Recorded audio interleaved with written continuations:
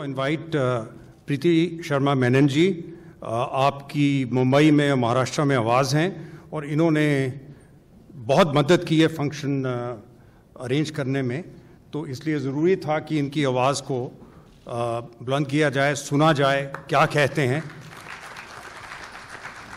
क्योंकि आप एक ऐसी पार्टी है उससे सब क्यों डरते हैं। सब कहते हैं आप आपके साथ क्यों मिले हैं। मैंने कहा हम किसी से नहीं मिले, हमारे साथ मिले हैं सारे, क्योंकि आप एक आइडिया है और वो आइडिया किसी एक स्टेट का नहीं है। तो उससे जो मेजर पार्टीज हैं इंडिया की, नेशनल पार्टीज, वो सबसे ज़्यादा डरती हैं। मैंने अरविंद केजरीवाल जी से एक दिन कहा, मैंने कहा आप समझते हैं कि आपके 3-4 साल ऐसे ही निकल गए, आप ये समझिए कि उन दिनों के औरंगजेब के टाइम के जो बड़े बड़े नेता उनको हिंदुस्तान के अपोज कर रहे थे, उनके अगेंस्ट लड़ रहे थे, उनके किले के बाहर जाके अपना तंबू लगा लेते और कहते औरंगजेब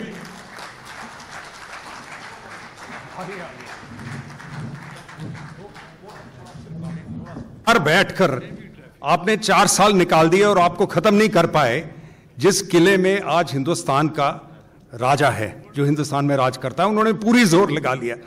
तो इसलिए आपकी एक अपना रोल है, क्योंकि जो पहली पार्टी जिसने बीजेपी को, मोदी जी को इमीडिएटली लोकसभा की इलेक्शन के बाद हराया, वो आप थी। नंबर 2 थे नीतीश कुमार। नीतीश कुमार छोड़ के आज वापस उधर चले गए, लेकिन 2 नंबर थे नीतीश कुमार।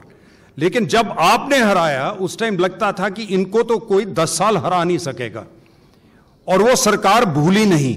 तो इसलिए लड़ाई जितनी है, जो आज सुप्रीम कोर्ट ने कहा कि आप लड़ाई गलत लड़ रहे हो, अगर आपने स्टेट बनाई है तो आप कैसे कह सकते हो इनके जो अधिकार हैं वो जीरो हैं। तो स्टेट किस लिए बनाई आपने, कॉन्स्टिट्यूशन क्यों अमेंड करी, उसको यूनियन टेरिटरी रहने देते। लेकिन अगर स्टेट है तो ये चीज क्या सुप्रीम कोर्ट में जाके पूछने की जरूरत थी। ये तो कोई भी आम सेंसिबल आदमी उनको बता सकता कि अगर आपने स्टेट, हाँ ये मानने की बात ठीक है, इसके उतने अधिकार नहीं है जितने दूसरे स्टेट के हैं, लेकिन ये नहीं कह सकते इसके कोई अधिकार नहीं है। तो इसलिए ये आवाज हमारे साथ जुड़ी है, जैसे कि और आवाजें जुड़ी हैं, क्योंकि ये आवाज बहुत नई है और जरूरी थी हिंदुस्तान के बचाव के लिए। आइए। धन्यवाद केसी सर, आपने इतना अच्छा बोल दिया, उसके बाद मेरे पास बोलने को कुछ रहा नहीं है। पण मी पहिल्यांदा सगळ्यांचं स्वागत करते। आमची मातृभूमी, आमची मुंबई, आमचे महाराष्ट्र, तुम सगळ्यांचं स्वागत आहे। आणि आमच्या राज्यात इतकं वाईट चाललं आहे, परिस्थिती इतकी घाण आहे आज, की आम्हाला जास्तीत जास्त जरूरत आहे की आता लोकांना जागरूक व्हावं। हे आमची गरज आहे महाराष्ट्राची, कारण कुठे नेऊन ठेवलंय महाराष्ट्र आमचं। आज गोवंडीमध्ये आमच्या मुलांना पॉइझनिंग झाली आहे बीएमसीच्या शाळेत, आणि एक पोरगीची जान सुद्धा गेली आहे, पण आमच्या मुख्यमंत्रींना काहीच वाईट वाटत नाही। काल आमचा मराठा मोर्चाचा आंदोलन होता, लोकांना उचलून, आमच्या पार्टीचे स्टेट लीडर्सला उचलून त्यांनी तुरुंगात, त्यांनी जेलात ढकलून घेतलं। हे जे चाललं है, मैं आप सबके लिए बोलना चाहती हूँ कि महाराष्ट्र की जो हालत है आज, क्योंकि ये एक बीजेपी रूल्ड स्टेट है और क्योंकि बीएमसी और पे शिवसेना और बीजेपी का बहुत लंबे समय से यहाँ पे उनका गवर्नमेंट रही है, जो महाराष्ट्र की हालत है वो सबसे दर्दनीय, सबसे दर्दनाक हालत है, और इसीलिए राष्ट्रमंच जैसे इनिशिएटिव की हमें जरूरत है।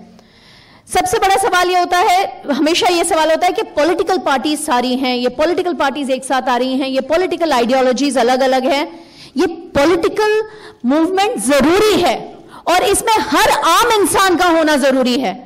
यहां पे जो सियासती लोग हैं, जो ट्रेडिशनल पॉलिटिक्स करते आ रहे हैं, उन्होंने आज देश की ऐसी दुर्दशा कर दी है कि आप और मुझे भी आगे बढ़ना पड़ेगा।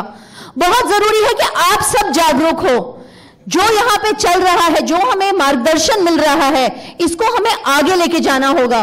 मुंबई के कोने कोने तक, महाराष्ट्र के कोने कोने तक, इस देश के कोने कोने तक लेके जाना होगा कि आज संविधान खतरे में है, आज हमारी डेमोक्रेसी खतरे में है, और इसको बचाने के लिए आप सबको आवाज देनी होगी। यहां पे इस हॉल का रूल है कि नारे नहीं लगा सकते, इसीलिए मैं आपको उत्तेजित नहीं करूंगी नारे लगाने के लिए, लेकिन अपने दिल से आवाज उठाइए कि आप इस सियासत, इस जो आज दौर से देश गुजर रहा है, उसके खिलाफ लड़ेंगे। और आप लड़ सकते हैं, क्योंकि जैसे हम सब ने पढ़ा है, अल्लामा इकबाल ने कहा था कि खुद को कर बुलंद इतना कि हर तकदीर से पहले खुदा बंदे से खुद पूछे, बता तेरी रजा क्या है।